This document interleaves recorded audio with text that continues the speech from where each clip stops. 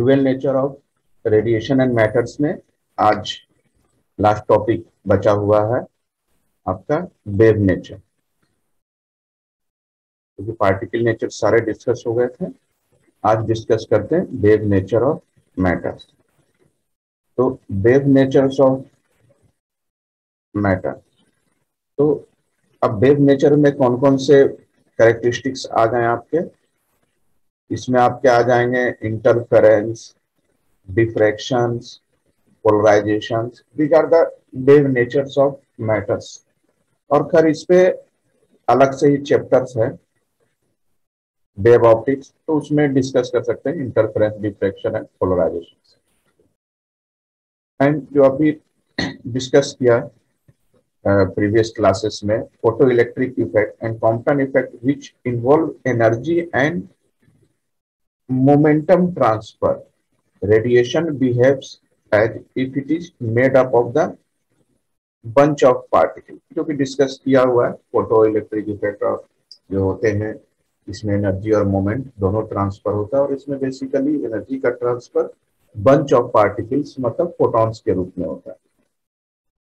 Weather a particle और wave descriptions is the best suited for understanding an experiment depends on the nature of the experiment। मतलब तब आप whether the particle nature show करना है या wave nature show करना है, वो एक्सपेरिमेंट पे डिपेंड करेगा कि आपने कौन से एक्सपेरिमेंट करना है। उस हिसाब से कभी वेव नेचर कंसीडर करेंगे, कभी पार्टिकल नेचर कंसीडर करेंगे। Mechanism of light by the eye lens is well described in the wave nature. मतलब आई लेंस के थ्रू, आई के थ्रू आप वेव नेचर इजिली डिस्क्राइब कर सकते हैं। But the absorption by the rod and cones, जो अपने जो रेटिना होते हैं, आई के जो रेटिनास होते हैं, उसमें रॉड या कॉन के द्वारा जो absorption require the photon picture of light, वो बेसिकली लाइट के कैसा फोटोन पिक्चर देते हैं। नेचुरल क्वेश्चन, अब इसमें क्या क्वेश्चन राइज हो सकता है कि if radiation has dual nature, अभी अपन ने डिस्कस कर ही रहे थे कि रेडिएशन के डुअल नेचर्स होते हैं, wave and particle. The particle of natures, माने पार्टिकल ऑफ नेचर्स, पार्टिकल का नेचर्स क्या क्या हो जाएगा, electron, proton, these are the particle. Need not also exhibit wave like characters. अब इसमें जो भी इलेक्ट्रॉन, प्रोटॉन, न्यूट्रॉन्स होता है, इससे अपने को क्या पार्टिकल नेचर से ही मतलब है, वेव नेचर्स का कोई मीनिंग्स नहीं है इस केस में। तो जैसे 1924 में फ्रेंच फिजिसिस्ट हैं लुइस वेक्टर डी ब्रोगली, ये अपन ने भी डी ब्रोगली भी डिस्कस किया था। Forward to bold hypothesis that moving particle of matter should display wave like property under suitable condition. मतलब जो भी पार्टिकल्स हो, अगर वो पार्टिकल्स में मोशन हो, अगर वो पार्टिकल अगर मूव कर रहा हो, तो पार्टिकल नेचर तो ठीक है ही है उसमें, अगर उसमें मूवमेंट है तो उसमें वेव लाइक प्रॉपर्टीज भी होगा अंडर सुटेबल कंडीशन। जो भी कंडीशन अप्लाई करना होगा अकॉर्डिंग टू कंडीशंस के हिसाब से, कोई भी पार्टिकल्स अगर मूव कर रहा है तो उसमें आपको वेव लाइक प्रॉपर्टीज भी होगा। Respond that nature was symmetrical and that the two basical physical entities होते हैं, matter and energy, must have symmetrical character if radiation should dual aspect, so should matters। मतलब अगर कोई भी रेडिएशंस अगर dual natures अगर शो कर रहा है तो क्या होगा, बेसिकली वो सिमेट्रिक होगा। तो डी ब्रोगली का इक्वेशन ये ऑलरेडी पढ़ा हुआ है, lambda equal to H upon T is the momentum, M भी एंड एम मास हो गया, और न्यू तो हो गया आपका particle, and V its speed हो गया आपका वी। तो जो ए इक्वेशन जो दिया हुआ है डी ब्रोगली साहब का, इसी को क्या बोलते हैं, D Broglie relations and the wavelength matter wave, and this is the de Broglie wave. Lambda को डी मैटर वेव का wavelength and de Broglie wave भी बोल सकते हैं। On the left hand side of the equation, lambda आप देखा है is the attribute of a wave, while on the right hand side momentum p is a typical attribute of the particles। मतलब जो formula है lambda equal to H upon P, तो जो left side है lambda, ये basically क्या बता रहा है, वेव पार्टिकल्स, वेव नेचर्स के बारे में बता रहा है। जबकि राइट साइड जो है आपका एच अपॉन पी, तो पी जो है आपका momentum, this will explain the particle's nature. That means de Broglie का जो इक्वेशन था, मैंने दोनों के बीच रिलेशंस थे, वेव नेचर्स और पार्टिकल नेचर्स।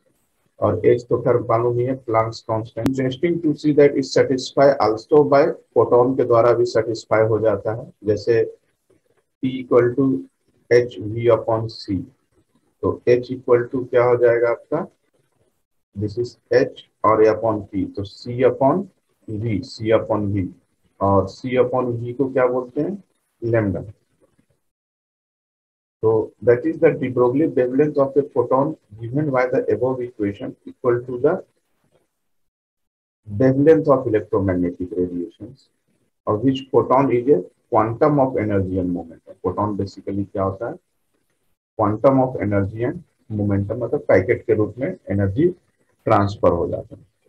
अब इस इक्वेशन से अगर देख रहे हैं कि अगर लेमडा अगर आपका स्मॉलर हो जाए, lambda is a smaller for heavier particle और मोर, तो एनर्जेटिक पार्टिकल लार्ज, तो इससे क्या होगा आपका, अगर ए लार्ज हो जाए वेवलेंथ, तो आपका वेलोसिटीज भी लार्ज हो जाएगा। तो कुछ example, if the de Broglie wavelength of ball mass दिया हुआ है विथ स्पीड दिस, तो मोमेंटम आप इजीली निकाल सकते हैं।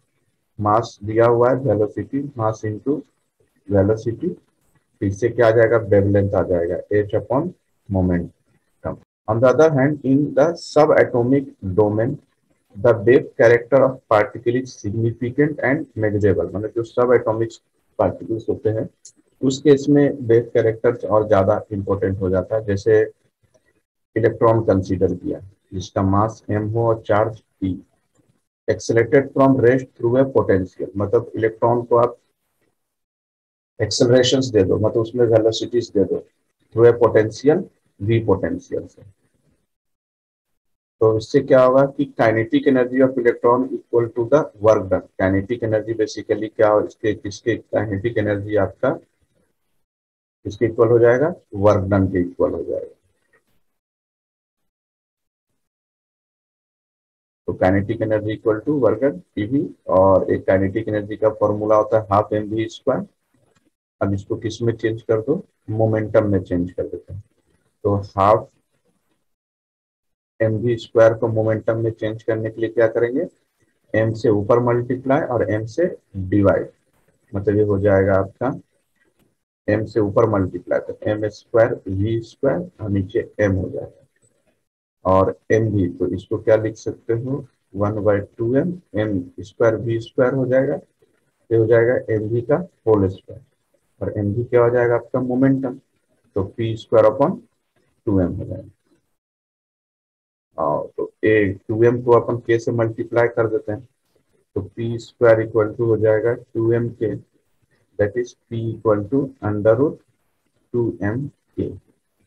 और काइनेटिक एनर्जी को क्या लिख सकते हैं, ईवी, ये आपका मोमेंटम का फॉर्मूला हो गया। अब डी ब्रोगली वेवलेंथ अगर निकालते हैं तो क्या होता है, एच अपॉन पी मोमेंटम, और जो मोमेंटम ऊपर निकाला ये वैल्यू यहाँ पर पुट अप कर देते हैं, तो वेवलेंथ का एक नया इक्वेशन आएगा। अब इसमें एच की वैल्यू पुट अप कर दो, प्लांक्स कांस्टेंट, एम है मास ऑफ इलेक्ट्रॉन, इलेक्ट्रॉन का मास पुट अप कर दो, E is the charge of electron, A भी पुट अप कर दो, और सबको सॉल्व करेंगे तो आपका वेवलेंथ का फॉर्मूला आ जाएगा 1.227 अपॉन रूट जी। तो इससे भी आप डायरेक्ट फाइंड आउट कर सकते हैं। अगर इलेक्ट्रॉन की बात है, इसको इंस्टेंट में चेंज करोगे तो 12.27 हो जाएगा। If V is the magnitude of accelerating potential in velocity, potential V volt हो गया, for a 120 volt accelerating potential, equation 7 जो पीछे अपन ने लिखा था, अब उसमें क्या लिखा था इक्वेशन, तो उसमें V की जगह पर 120 वोल्ट रख दो, इस इक्वेशंस में V की जगह पर 120 वोल्ट रख के इसका अंडर रूट निकाल देंगे और डिवाइड कर देंगे, तो आपका और इक्वेशन जो सिंप्लीफाई होके आ जाएगा, दिस इज लेमडा की वैल्यू आ गया आपका 0.112 nanometre. So this wavelength is of the same order as the spacing between the atomic plane in crystal. के wavelength सभी के लिए सेम होगा। So this suggests that matter waves associated with an electron could be verified by the crystal diffraction experiment analogous to X-ray diffraction। मतलब ये जो matters wave आप electron के लिए सजेस्ट कर सकते हैं on the basis of crystal diffraction experiment के द्वारा। तो इसके लिए डी ब्रोगली साहब को नोबेल प्राइज भी मिला था वेव नेचर एक्सप्लेन करने के लिए। तो the matter wave picture imported to Heisenberg uncertainty principle के द्वारा भी अपन बता सकते हैं। अब हाइजेंसबर्ग अनसर्टेनिटी प्रिंसिपल क्या कहलाता है कि जैसे कोई भी इलेक्ट्रॉन्स अपने ऑर्बिट में मूव कर रहे, इलेक्ट्रॉन मूव कर रहे, कभी यहाँ रहा, कभी यहाँ रहा, कभी इधर आ गया, तो पोजीशन चेंज कर रहा है। तो हाइजेंसबर्ग अनसर्टेनिटी प्रिंसिपल कहता है कि एट ए टाइम, मतलब आप एक साथ इलेक्ट्रॉन का पोजीशन और वेलोसिटी आप एक साथ डिसाइड नहीं कर सकते। मतलब अगर आप पोजीशन बतलाने चलोगे तो वेलोसिटी चेंज हो जाएगा, और वेलोसिटी बताने चलोगे तो पोजीशन चेंज हो जाएगा। मतलब एट ए टाइम आप दोनों चीज नहीं बता सकते। वेलोसिटी को आप मोमेंटम भी बोल सकते हैं। एग्जैक्टली आप एट ए टाइम एग्जैक्टली दोनों का कैलकुलेशन आप नहीं बता सकते। This is called Heisenberg uncertainty principle. यही कह रहा है, it is not possible to measure both the position and momentum of an electron at the same time exactly आप नहीं बता सकते। तो मान लेते हैं डेल एक्स है अनसर्टेनिटी इन पोजीशन, और डेल पी मान लेते हैं अनसर्टेनिटी इन मोमेंटम। तो डेल एक्स और डेल पी का प्रोडक्ट ऑर्डर ऑफ एच हो जाएगा। तो इसका फॉर्मूला हो जाएगा डेल एक्स और del P is approx equal to H. यहाँ जो मैं एच के इक्वल हो जाएगा, ये हाइजेंसबर्ग अनसर्टेनिटी का फॉर्मूला हो गया। If ever equation allow to possibility del x is 0, but then del p must be infinite in order that the product is non-zero. Similarly, del p is 0, del x must be infinite. मतलब कह रहा है कि जैसे equations मैंने आपको बताया, आपका del x into del p is equal to h। तो h तो प्लैंक्स कांस्टेंट है, कुछ ना कुछ वैल्यू होगा। तो अगर आप del x को जीरो करोगे तो del p कभी भी जीरो नहीं होगा। अगर डेल पी को आप अप्रॉक्स जीरो करते हैं तो डेल एक्स की वैल्यू फाइनाइट होगी। तो कुछ ना कुछ इसकी वैल्यूज होना ही, मतलब दोनों कभी भी जीरो नहीं होगा। Both del X and del P are non zero such their product is of the order. अगर दोनों नॉन जीरो हो जाए तो इसका प्रोडक्ट आपका एच के इक्वल हो जाएगा। If an electron has the definite momentum, तो del P zero, by the de Broglie relation it has the definite wavelength. तो अगर मोमेंटम अगर डेफिनेट मोमेंटम हो तो डेल पी जीरो हो जाएगा। तो अकॉर्डिंग टू डी ब्रोगली इसके इस जो मैटर्स इलेक्ट्रॉन्स होंगे इनके डेफिनेट वेवलेंथ होगा कुछ इस तरीके से। A wave of definite wavelength extended all over space. अब देखो Bonn's probability interpretation, this means that the electron is not located in an finite region of space। मतलब Bonn's probability के हिसाब से इलेक्ट्रॉन्स जो देखते हैं तो स्पेस में फाइनाइट रीजन में लोकलाइज नहीं होगा। That is its position uncertainty is infinite which is constant with uncertainty principle. मतलब कुछ इस तरीके से कभी कम ज्यादा मतलब इस तरह से आप इंक्रीज करते जाएगा, फिर इलेक्ट्रॉन के पोजीशन डिक्रीज करते जाएगा। मतलब पोजीशन इन अनसर्टेनिटी कैसे लिख देंगे, del X tends to infinity. So the matter wave associated with electron is not extended all over space। पूरे स्पेस में associated नहीं होगा। It is a wave packet extended over some finite region of space। In that case, del x is not infinite, but has some finite value depending on the extension of the wave packet. मतलब wave packet कहाँ तक extended हो रहा है, extension में उस पर depend करेगा आपका कि डेल एक्स की वैल्यू फाइनाइट होगी. तो by de Broglie relations the momentum of electron will also have a spread and uncertainty. मैंने डेल एक्स के साथ साथ आपका डेल पी में भी अनसर्टेनिटी होगा. क्या होगा इसका आंसर? Sir option D. सही है, matter wave and de Broglie wave. इसका क्या होगा? De Broglie wave independent of the charge. Sir option B.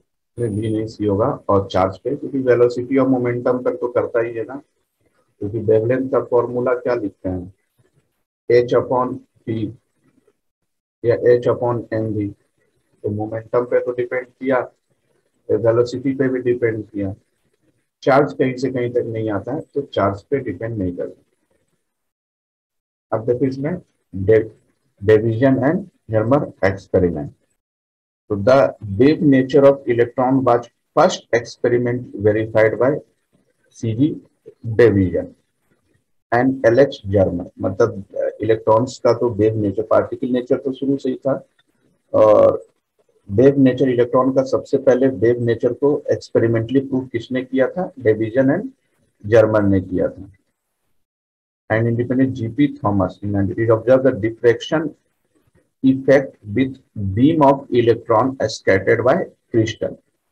और उन्होंने ऑब्जर्व किया कि जो डिफ्रैक्शन इफेक्ट जो होता है विथ बीम के of electron scattered by crystal. जैसे यहाँ ये आपका निकेल टारगेट्स है, this is the nickel targets and this is the movable detectors. ये थीटा एंगल से मूव कर सकता है. This is the diffracted electron beam, और ये आपका इलेक्ट्रॉन बीम हो रहा है. दिस इज एक्सेलेटेड एनोड, और ये पूरा का पूरा जो जिसके अंदर पूरा है complete, this is the vacuum chamber. और ये आपका हीटेड फिलामेंट. अब एक्सेलेटेड नोड को किससे कनेक्ट कर दिया गया? रेजिस्टेंस से कनेक्ट कर दिया गया. और जो हीटेड फिलामेंट्स है इसको सेल से कनेक्ट कर दिया गया. तो क्या कहता है division German experiment? It consist of electron gun which comprise A tungsten filament. मतलब एक आपको इलेक्ट्रॉन गन लेना है जिसमें टंगस्टन फिलामेंट में coated with barium oxide and heated by low voltage power supply. मतलब इलेक्ट्रॉन गन को आप टंगस्टन फिलामेंट्स को आपको हीट करना है with barium oxide and heated with low voltage power supply करना. Electron emitted by filament to a desired voltage by applying suitable potential voltage from high voltage power supply. अब जो filament से जो electron emit हो रहा है particular velocity से, अब उस पे अपने को क्या अप्लाई करना है? हाई वोल्टेज सप्लाई करना है. They are made to pass through a cylinder with fine holes along its axis producing a fine collimated beams. मतलब एक फाइन, बहुत बारीक सी उससे बीम होगा, मैंने किसी इस तरीके से बहुत फाइन बीम निकलेगा. This beam is made to fall on surface of nickel crystal. अब जो बीम निकला after passing through high voltage, अब उसको किस सरफेस पे? निकेल क्रिस्टल से पास करवाएगा. The electron are scattered in all direction by the atom of the crystal. अब क्रिस्टल के निकल क्रिस्टल से पास कराएंगे तो निकल क्रिस्टल के कारण क्या होगा? इलेक्ट्रॉन जो होगा सभी डायरेक्शंस में स्कैटर्ड होगा basically. And the intensity of electron being scattered in a given direction is measured by electron detector. अब जो क्रिस्टल्स, निकल क्रिस्टल से पास करने के बाद इलेक्ट्रॉन सभी डायरेक्शंस में स्कैटर्ड हो रहा है, अब उसको इससे मेजर कर लेंगे, इलेक्ट्रॉन डिटेक्टर के थ्रू से मेजर कर लेंगे कि कितने इलेक्ट्रॉन्स पास हो रहे हैं. And the detector can be moved in a circular scale. जैसे कि मैंने डायग्राम में बताया था कि ये आपका था निकल क्रिस्टल्स, और इस थीटा एंगल से था आपका, दिस इज ये था, इसको थीटा एंगल से आप रोटेट करा सकते हैं. दिस इज, तो detector can be moved on a circular scale and is connected to the sensitive galvanometer. और ए डिटेक्टर जो गैल्वेनोमीटर से कनेक्ट रहेगा जो कि करंट को रिकॉर्ड करते रहेगा. The deflection of galvanometer is proportional to the intensity of electron beam entering the collectors. और जो गैल्वेनोमीटर जो डिटेक्ट करेगा वो बेसिकली इलेक्ट्रॉन की इंटेंसिटी के डायरेक्टली प्रोपोर्शनल होगा और वो बताते रहेगा कि जो इलेक्ट्रॉन की इंटेंसिटी कितनी है उस हिसाब से वो डिफ्लेक्शंस कम ज्यादा होगा. और पूरे के पूरे अपरेटस को एक इवैक्यूएटेड चेंबर्स में क्लोज कर देंगे. And by moving the detector on the circular scale at different position, the intensity of scattered electron beams is measured to for different values. तो अलग अलग रीडिंग नोट डाउन कर लेंगे. अब angle of scattering theta which is angle between the incident and the scattered electron beam. माने जो beam जो इसमें इंसिडेंट हो रहा है और जो स्कैटर्ड हो रहा है उसके बीच के एंगल को कहेंगे angle of scattering. And the variation of intensity of the scattered electron with the angle of scattering theta is often different escalating voltage. अलग अलग वोल्टेज पे अपन मेजर कर लेंगे कि इंटेंसिटी में कितना वेरिएशन हो रहा है और एंगल ऑफ स्कैटरिंग में कितना वेरिएशन हो रहा है. This experiment was performed by varying the escalating voltage. मतलब कैसे इसको रीडिंग लेंगे. इसकी वेरिएशन बेसिकली 44 वोल्ट से लेकर 68 वोल्ट तक अलग अलग वोल्टेज वेरी करेंगे. मिनिमम 44 रखेंगे, मैक्सिमम माने इसके बीच का 47, 48, 50, 55, 52 कुछ भी लेके अलग अलग रीडिंग नोट डाउन कर लेंगे कि कितने स्कैटर्ड हो रहा है basically. It was noticed that a strong peak appeared in the intensity I of the scattering electron for an escalating voltage 54 volt at the scattering angle 50. मतलब जब इसमें एंगल 50 डिग्री हो और एक्सलेटिंग वोल्टेज 54 वोल्ट हो तो इसका मतलब कि इंटेंसिटी का पीक आएगा, मैक्सिमम हो जाएगा. The appearance of the peak in the particular direction is due to the constructive interference of electron scattered from different layer of regularly speed of atom in the crystal. तो जो peak होगा a particular directions में क्या किसके कारण होगा. Constructive interference of electron. Constructive और destructive already wave optics में डिस्कस किया हुआ है. From the electron diffraction measurement, the wavelength of matter wave is found to matter wave का wavelength कितना हो जाएगा 0.165 नैनोमीटर. और डी ब्रोगली वेवलेंथ और किस पे मेजर करें 54. इससे आप क्या निकाल लेंगे, वेवलेंथ निकाल सकते हैं. अभी फॉर्मूला मैंने लिखवाया था 1.227 अपॉन रूट वी और वोल्टेज कितना था 54 वोल्ट रखा तो आपकी वेवलेंथ आ गई 0.167 नैनोमीटर. और एंगस्ट्रॉन में चेंज करेंगे तो 1.67 एंगस्ट्रॉन का wavelength. Thus, there is an excellent agreement between the theoretical value and experimental value obtained by de Broglie wavelength के द्वारा जिन्होंने theoretical निकाला था और डिवीजन जर्मन ने जो experimental value निकाला दोनों अप्रॉक्स दोनों इक्वली थे. तो division German experiment thus distinctly confirmed that wave nature of electrons and de Broglie relations. तो डिवीजन जर्मन में के एक्सपेरिमेंट से कंफर्म हो गया कि इलेक्ट्रॉन्स के जो है वेव नेचर्स भी होंगे. क्या होगा इसका answer. Sir option A. Option A, हाँ सही है. इसका क्या होगा sir dual nature of electrons. नहीं, वेव. डिवीजन जर्मन ने सिर्फ वेव नेचर बताया ना, पार्टिकल नेचर तो पहले से था ही था. लेकिन उन्होंने डिवीजन जर्मन का जो योगदान था तो इलेक्ट्रॉन के वेव नेचर को एक्सप्लेन किया प्रैक्टिकल. तो आपके dual nature of radiation matters के सारे टॉपिक्स कवर हो गए. अब इस पे कुछ क्वेश्चन प्रैक्टिस कर लेते हैं. फर्स्ट क्वेश्चन है the ratio of specific charge of an electron to that of hydrogen ion के लिए स्पेसिफिक चार्ज ऑफ इलेक्ट्रॉन का रेशियो आपको बताना. तो स्पेसिफिक चार्ज का फॉर्मूला क्या होता है, चार्ज अपॉन मास. तो इलेक्ट्रॉन के बारे में बात कर रहा है तो इलेक्ट्रॉन की चार्ज रख दो और इलेक्ट्रॉन का मास रख दो। एक आपको याद रखना पड़ेगा और इस एग्जाम में दे भी देते हैं। तो the charge of electron of hydrogen are same, मतलब charge of electron and hydrogen, electron दोनों का सेम होगा। मोर ओवर द, अब मास ऑफ हाइड्रोजन क्या होता है 1840 times more than of the electrons. तो वैल्यू रख दें तो आपका आंसर आ जाएगा 4। बताएं क्या होगा इसका answer. A strong agreement for particle nature of cathode ray is get deflected by electric and magnetic field. Next question है which of the following is not true for cathode ray के लिए कौन सा टर्म ट्रू नहीं है। बताए क्या होगा इसका। Not true for cathode ray के लिए कौन सा ट्रू नहीं है। अब कैथोड रे में तो कर काइनेटिक एनर्जी होगा ही होगा, और एक्सरे स्ट्राइकिंग में एक्सरे होगा, मतलब आंसर कौन सा, they are electromagnetic wave. Next, when cathode ray are stopped by metal, they give rise to X-ray. Next question क्या है, कैथोड रे इंटर से uniform magnetic field normal to a field.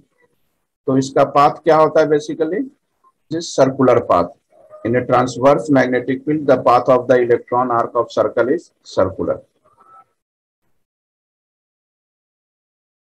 ये बता, ये तो पता होगा सबको, C denotes the velocity of light. तो वेलोसिटी ऑफ कैथोड रे क्या होगा, लाइट की वेलोसिटी की इक्वल होगा, ग्रेटर देन होगा, लेस देन होगा, या आइदर ग्रेटर और लेस होगा।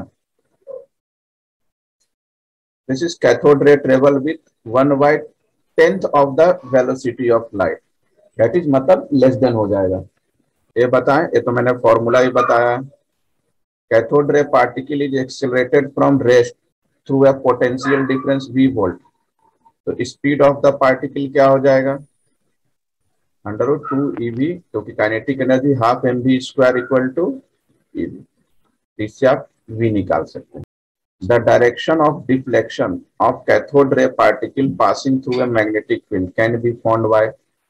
तो कैथोड रे पार्टिकल्स के आप जो डिफ्लेक्शन के डायरेक्शन किससे मेजर कर सकते हैं, Fleming left hand rule. In which of the following field cathode ray show minimum deflections, gravitational field, क्योंकि इलेक्ट्रिक और मैग्नेटिक फील्ड से तो डिफ्लेक्ट होता ही है ग्रेविटेशनल फील्ड।